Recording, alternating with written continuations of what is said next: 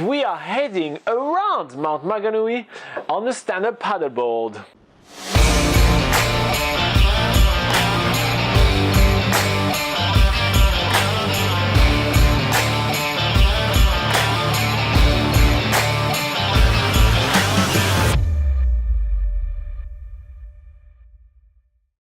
Today we are joining the team from East Coast Paddlers for an amazing SUP trip.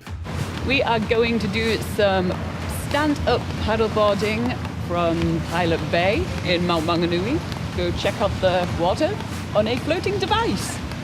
Where we start this trip depends on the weather, and because Pilot Beach is facing into the Tauranga harbour, it's nice and sheltered to do our beginner's SUP lesson with the East Coast paddler. We are meeting our guide Perina, then blowing up our stand-up paddleboards and heading onto the beach for our SUP lesson.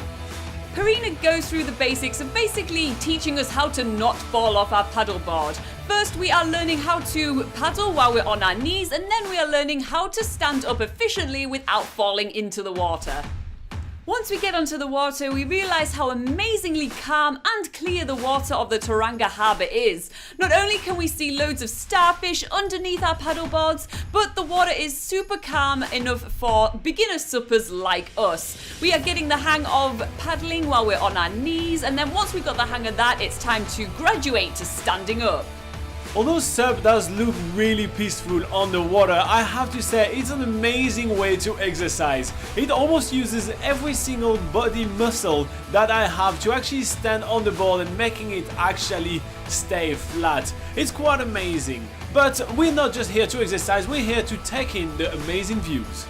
This tour is taking us around the mount, which is the huge extinct volcano at the end of Mt Maunganui. It's absolutely amazing to get some views from the water, because if you guys remember, only a few days ago we were climbing that mountain, and you can check out this video in the card just right above. Perina gives us a ton of insight about the area, but she also gives us a ton of feedback on our paddleboarding technique. To be honest, there is not much technique to start with. She tells us how to actually paddle more efficiently and also how to get some speed. But one of the most insightful things that she tells us is the story of the Maori warrior statue, which we are standing in front. This Maori warrior statue is actually Tangaroa, which is the Maori god of the ocean. He's positioned in the challenging stance like during the Porphyry if you guys saw any of our Maori Marae visits. He's welcoming all the vessels into the harbour and protecting the said harbour. But it's time for us to stand back up onto our paddleboard and keep making our way toward the end of the volcano. There's really heaps of awesome views along the way. The volcano looks absolutely amazing, and it's really cool to see below our feet because yes, the water is that clear. We see heaps of seaweeds, seashells and even some animals.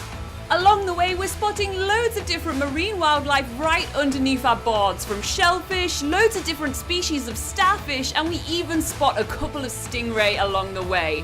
But we get to this really awesome section of the mount, which is this long, pristine beach. Absolutely no one is on it except for a couple of seagulls, so we decide to actually go visit the beach and let a huge container ship go past before we continue around the mount.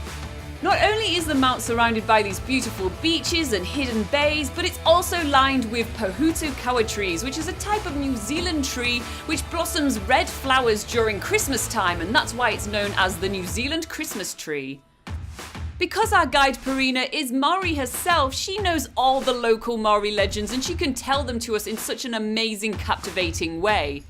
For instance, she tells us the Maori legend of Mauao, which is the Maori name for the mount itself, and the name actually means caught by the morning sun.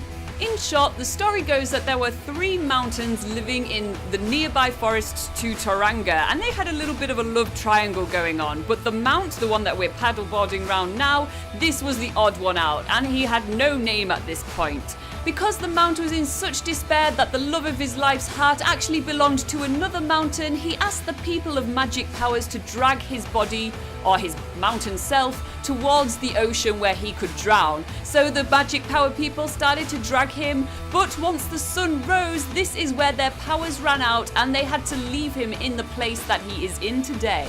And that's why Mauao means caught by the morning sun.